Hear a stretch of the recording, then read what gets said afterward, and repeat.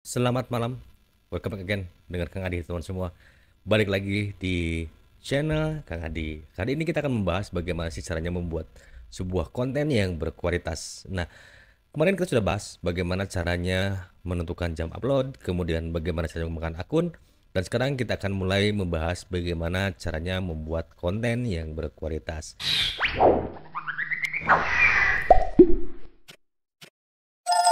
Nah, sebelum kita bahas berikutnya, jangan lupa like, subscribe, and comment. Jadi kalian gak ketinggalan nih berita-berita yang informatif dari Kang Adi. Dan sebelumnya juga kalian boleh komentar di bawah ini untuk tinggalkan jejak, saling sapa, saling berkenalan ya. Nah, kali ini teman semua banyak sekali ya ketika kita mulai terjun di sebuah platform, itu kira-kira harus bikin konten seperti apa sih? Ternyata bikin konten itu tidak sederhana yang kita bayangkan. Jadi untuk mendapatkan sebuah konten yang baik itu ada beberapa unsur yang sangat fundamental ya teman-teman ya. Di antaranya adalah ketika kita mulai terjun di sebuah platform, kalian harus paham hal yang fundamental. Yang pertama adalah kita harus mulai riset konten. Jadi ketika kita mau terjun nih, kita harus cari tahu dulu. Misalnya kita terjun di Instagram, itu audiensnya sukanya tuh ke arah mana. Kemudian ketika kita turun di Reels atau atau kita turun di fanpage Facebook ya. Nah, di sana kita harus tahu dulu audiensnya seperti apa minatnya. Kemudian di YouTube dan di TikTok masing-masing itu sudah punya pangsa pasarnya sendiri.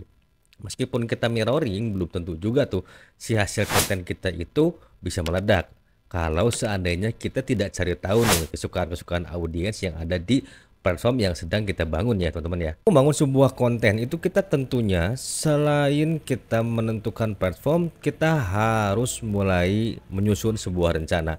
Kira-kira konten kalian ini idenya kan seperti apa? Informatif, kemudian edukatif, dan ada lagi mungkin review produk ya dan sebagainya. Itu pastinya sangat berguna sekali buat teman-teman semua ketika akan terjun konten. Nah, setelah itu semua dikemas dengan baik, kalian jangan lupa juga nih, ada satu hal yang sering kali kita ini lupa ya. Jadi banyak orang lebih mengedepankan bagaimana caranya agar konten-konten kita ini meledak, entah di YouTube, Instagram dan sebagainya. Tapi mereka lupa bahwa visual itu sangat penting sekali. Jadi ada juga nih kadang-kadang yang mengcounter ya bicara, Kang, buktinya banyak kok konten-konten yang gambarnya burik terus dia FYP. Oke, kalau kita bicara ke arah sana, kita harus balik lagi. Tujuan kita untuk jadi konten kreator itu apa? Sekedar senang-senang atau kita mau cari cuan? Tentunya kan kalau senang-senang doang, kontennya mau burik, suaranya mau banyak noise-nya, itu mungkin bisa jadi apa ya, nggak ada masalah dan mereka FYP nggak dapat apa-apa. Tapi ketika tujuan kita menjadi konten kreator adalah mencari cuan, artinya kita harus mengedepankan masalah visual. Lalu gimana Kang, ketika keterbatasan kamera yang saya miliki dan kemudian keterbatasan dana yang saya miliki pun belum bisa menghasilkan sebuah konten dengan gambar yang bright atau gambar yang cerah. Kalian nggak usah pusing. Nah, tahap ini adalah tahap yang berat bagi para konten kreator pemula. Mereka berpikir bahwa cukup dengan kamera seadanya, kita ini bisa ngonten kapanpun. Tapi setelah saya pelajari dan saya riset beberapa waktu ini ya, kurang lebih selama 6 bulan, ternyata meskipun pakai kamera kentang, saya ini masih pakai kamera 8 megapiksel. Saya bantu pencahayaan dengan softbox ya yang ada di kiri dan kanan saya. Nah, dan inilah hasilnya yang kalian lihat sendiri. Setelah itu saya lakukan proses editing seperti biasa di CapCut ya. Jadi kurang lebih seperti ini. Nah, jadi sebenarnya softbox itu penting gak sih? Sangat penting sekali. Itu nilai investasi yang pertama yang kalian harus mulai pikirkan dari sekarang. Yang kedua adalah kalian memerlukan juga sebuah tripod di mana kalian supaya bisa menghasilkan sebuah angle-angle yang terbaik ya. Karena ketika kita masih ngonten sendiri, belum ada yang ngambil video, pastinya kita masih butuh tripod ya. Dengan ketinggian, mungkin kita butuh ngonten di ketinggian 1 meter, kita ingin badannya setengah kelihatan ya, atau mungkin close up semua kelihatan, pasti kita masih butuh yang namanya tripod. Jadi hal pertama yang harus kalian pikirkan untuk berinvestasi adalah softbox, yang kedua adalah tripod untuk memudahkan kalian saat membuat konten. Pencahayaan terpenuhi, baru kita sekarang memikirkan mengenai kualitas audio ya, ini yang ketiga. Untuk meningkatkan kualitas konten supaya menjadi berkualitas, yang pertama tadi adalah melakukan sebuah riset ya. untuk menentukan ide dan tema konten. Yang kedua adalah teknik lighting serta pencahayaan. Nah, setelah itu kita masuk ke audio ya. Kenapa sih audio itu penting? Terlebih ketika kita misalnya ngonten di YouTube ya, jelas banget. Di sini tuh seperti audio, visual itu jadi poin yang sangat penting sekali ya, selain dari ide dan tema konten yang akan kita buat. Seperti sekarang ini saya sedang menggunakan mikrofon mono PM360TR dan menggunakan mixer Ashley Premium 4 ya. Jadi kenapa sih audio itu penting banget nih buat para konten kreator? Jadi begini ya teman-teman, ketika saya mulai ngonten, saya mulai mempelajari ternyata ketika pesan kita itu bagus, isinya menarik audiens, dan ingat ya teman-teman ya, ketika seorang audiens itu misalnya menyukai konten kita, tetapi ketika kualitas audionya itu agak kurang bagus, misalnya terdapat suara noise yang mengganggu seperti suara anak-anak, lingkungan sekitar atau environment yang bisa mengganggu penyampaian pesan kalian, itu biasanya dia akan scroll. Nah, kali ini saya akan mulai mengajak teman-teman untuk kita open minded bahwa investasi di alat-alat konten itu penting ya. Investasi di alat-alat konten itu penting. Kalian juga bisa menggunakan mikrofon wireless ya.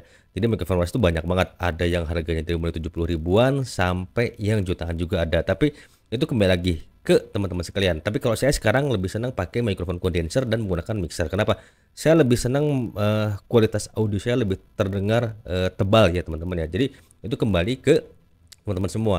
Lalu kalau kita simpulkan berapa sih nilai investasi alat konten yang kita harus keluarkan dari kocek sendiri ya.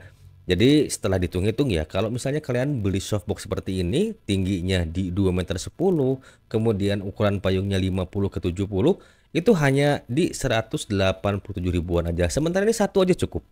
Ya, sampai nunggu kalian bisa menghasilkan, entah sambil ikut affiliate atau mudah-mudahan konten kalian FYP, kemudian kalian bisa deh tuh dapat endorsement dari yang lain ya. Yang kedua, untuk mikrofon wireless, anggap aja ambil investasi yang di 160 ribuan ya teman-teman ya, kurang lebih mikrofonnya seperti yang di belakang saya yang di atas sana. Itu tuh murah banget di 160 ribuan. Itu udah cukup banget. Jadi kalian kalau misalnya mau konten di YouTube, Instagram, itu udah bisa jadi rekomendasi sekali ya. Kalau kalian mau, linknya saya sematkan di kolom deskripsi ya.